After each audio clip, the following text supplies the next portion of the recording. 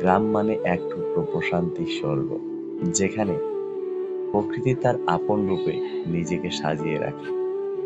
শহরের কোলাহল, ধোঁয়া আর ব্যস্ততার বাইরে গ্রামের পরিবেশ যেন এক নিঃশব্দ প্রশান্তির আশ্রয়।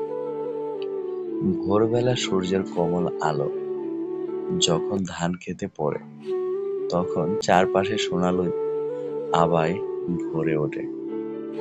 শিশির ভেজা ঘাসের ওপর দিয়ে হাঁটলে মনে হয় প্রকৃতির সাথে একাত্ম হয়ে গেছি।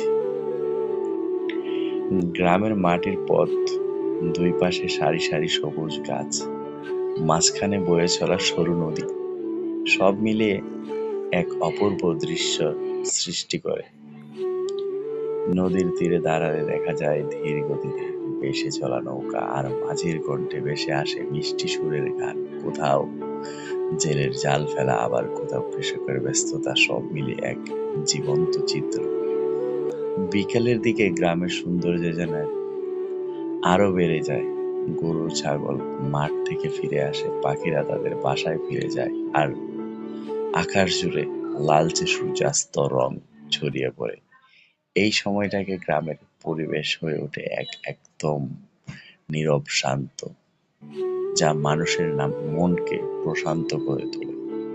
বর্ষাকালে গ্রামের রূপ হয় আরো মুগ্ধকর, চারপাশে পানি, সবুজ, মাঝে নীলাভ জলরাশি, আর মাঝে মাঝে বৃষ্টির টুপটাপ শব্দ। এ যেন প্রকৃতির এক অপরূপ সঙ্গীত। নদী নালা ভরে ওঠে, নৌকার চলাফেরা বাড়ে,